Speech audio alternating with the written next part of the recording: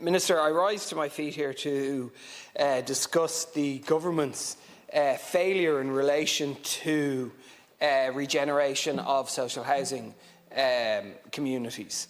This is a huge issue. This is an ongoing issue. This is not just this government. This is a wider issue. But I think it's highlighted by several key issues and several problems that have manifested themselves in my own constituency. So in recent days, residents in Dolphin House have begun a process of a complaint to the Irish Human Rights and Equality Commission, saying that their human rights are being denied. The Dolphin House was built in the 1950s, originally contained about 400 homes, and there has been a process of regeneration underway, and phase 1 has been completed and is incredibly successful. But the reality is phase 2 and phase 3 have been hit with ongoing delays and severe delays. The regeneration has completely stalled, and in the words of the residents there, it is crumbling under the weight of neglect. There are significant numbers of boarded up homes impacting on what is normally a vibrant community and impacting on the mental health of the people living there. And I think, as I say, these people are frustrated that the community is collapsing around them because of the failure to drive the regeneration. And this again reflects the situation in Oliver Bond. The Oliver Bond housing complex, which again is suffering from a failed regeneration, a stalled regeneration. We see issues of damp, of mould, of lack of facilities, of crime, of open drug dealing, of antisocial behaviour. We've seen reports earlier this year that the health impacts are so severe in Oliver Bond flats that there's double the levels of respiratory illness of residents in the Oliver Bond flats compared to the rest of Dublin 8. Indeed, St Michael's estate was demolished in Inchicore, was demolished about 21 years ago with the promise of regeneration, a regeneration we still have yet to see. So there's a much wider, deeper problem here. And it is a really deep problem, because we are taking communities and we are literally throwing them to the wolves. We're not giving them the regeneration they need for modern housing. We're condemning them to live in unfit housing. We are undermining their communities when we start regeneration and stop it, as has happened in Dolphin House. We're contributing to the housing crisis by failing to provide housing.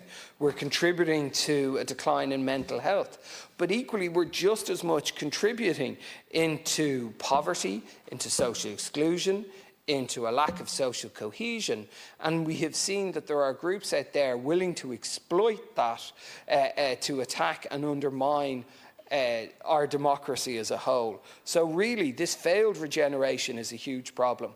And it is not just a problem for our local authorities, because there is a government department that is responsible for local authorities that should be driving the regeneration, when in reality it's probably getting in the way of the regeneration with overly burdensome paperwork by failing to provide the supports and the funding needed, while wrapping every project up in red tape. So, Minister, what the hell are we going to do to get regeneration moving for these 3 estates I've mentioned and the many others around the country that need it too? Could Corla, and thank Deputy Costello for raising this issue, and I'm taking this on behalf of the Minister for Housing.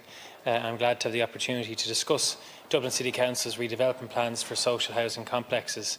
The Department of Housing is committed to ensuring that tenants in social housing are provided with adequate housing that meets the standards most recently laid down in the Housing Standards for Rented Houses Regulations 2019. The Department is actively engaging with the local authority sector to promote the preventative maintenance of local authority housing stock and provide significant funding for stock improvement works. The funding is available from the Department for the regeneration of inner city flat complexes. However, it is a matter for the local authorities to bring forward submissions for funding approval to the Department. Through the Department's Estate Regeneration Programme, Dublin City Council are working on the regeneration of Dolphin House. To date, 100 social housing units were completed in 2019. A further 28 units are currently in preparation. The Council advised later phases will complete the regeneration of the existing estate and deliver a total of 750 homes alongside the provision of community amenities, including a community centre and park. The Council advised that work is currently underway in procuring the Environmental Impact Assessment report and a Part 10 planning lodgement to meet statutory planning requirements for these phases. In the meantime, the Council advised that they are making a number of interventions to improve the conditions of the existing flats. The Department of Housing fully supports the regeneration programme of the Oliver Bond House complex and have awarded funding to Dublin City Council for key projects commencing with the redevelopment of the flats in blocks L, M and N. Dublin City Council's City Architects Division will lead a consultant design team on developing the design ahead of submitting a Part 8 planning application. A feasibility study is being undertaken by the Council to look at the options available for the community centre linked to the regeneration of Oliver Bond House. Work continues within the Council to bring the project to its next stage. I am advised by the Minister that in parallel with the upgrading measures, precinct improvement works have been carried out around the estate to enhance the outdoor community spaces.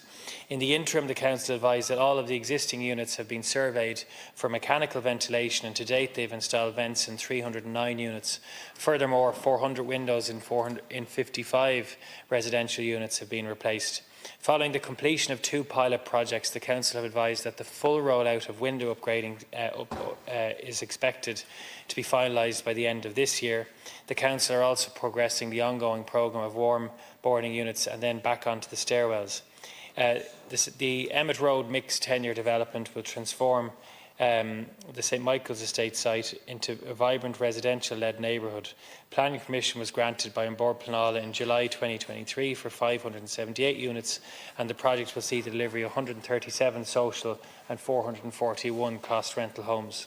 The mixed-use development includes a library, creche, supermarket, retail units, public realm and landscape works, and a series of new public open spaces, all of which aim to create a sense of community within a sustainable and thriving new quarter of Dublin City.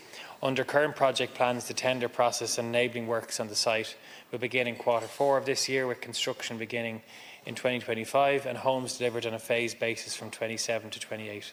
The Council advised the Department that they do not have any immediate plans for the redevelopment of the Summer Street flats. Thank you for that reply, Minister. But I think some of the facts that you offer kind of highlight the very problem I'm talking about. In relation to Dolphin House, you have 100 social units completed, you have a further 28 in preparation. So that's 128 out of 750, as you say in the next paragraph, plus community amenities, including a community centre and community park. So, it's been 5 years since Phase 1 has been developed, and Phase 2 and Phase 3 seem to be in the distant future without any meaningful completion of them. And again, I point to the example of St Michael's House. Demolished 21 years ago, and we still have yet to see the regeneration. So there is a deeper problem here. And the tone of your response is to put the blame or the responsibility back onto Dublin City Council. But Dublin City councils in general struggle due to a lack of staff. And the issue of council staffing is really very much in the hands of DEPR. Dublin City Council can't hire street sweepers without this. They can't hire engineers without it. They can't hire architects without the sign-off of DEPR. So it is an issue for central government, not Dublin City Council. Councils struggle in relation to the funding challenges to get these homes built. And certainly that's been a significant contributor to the delays in St Michael's House, which again, just to emphasise, that's about 21 years. And I would hate to see Oliver Bond or Dolphin House hit that milestone. Equally, I think councils struggle because Dublin City Council is constantly having to run back to the Department of the Environment, the Department of Housing. Now, the Customs House weighs heavy with unneeded regulation and unburdensome regulations on councils. So we need central government help here now to let the councils do this, to fund them, to give them the staff, to make sure this regeneration happens. The regeneration of social housing flats is within the parameters of the National Regeneration Programme, which targets the country's most disadvantaged communities. those defined by the most extreme social exclusion, unemployment and antisocial behaviour, as per Housing Circular N11/2007 Policy Framework for the Regeneration of Local Authority Estates. And it is the responsibility of local authorities to identify opportunities to advance regeneration programmes in line with this circular within their administrative areas.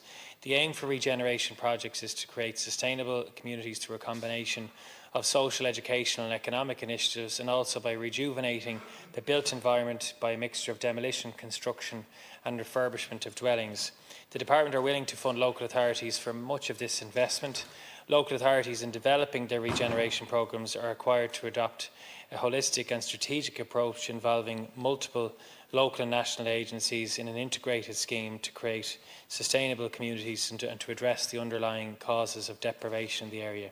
The Department and the Minister fully supports regeneration projects which ensure that complexes with historic disadvantages are placed at the forefront of regeneration, and there are multi-year programmes being funded of large-scale regeneration projects concentrating on flat complexes in Dublin City which will either be rebuilt or retrofitted, and it's actively engaging with the local authority sector to promote the preventative maintenance of local authority housing stock and provide significant funding for stock improvement works. With the support of Dublin City Council, the focus remains on regeneration projects which targets the most disadvantaged communities, including those defined by the most extreme social exclusion, unemployment and antisocial behaviour. But I will obviously reflect the points that you've raised today to Minister O'Brien, and I think we have this total agreement across the House on ensuring that some of the flat complexes that you've mentioned see progress, and I certainly reflect that to him.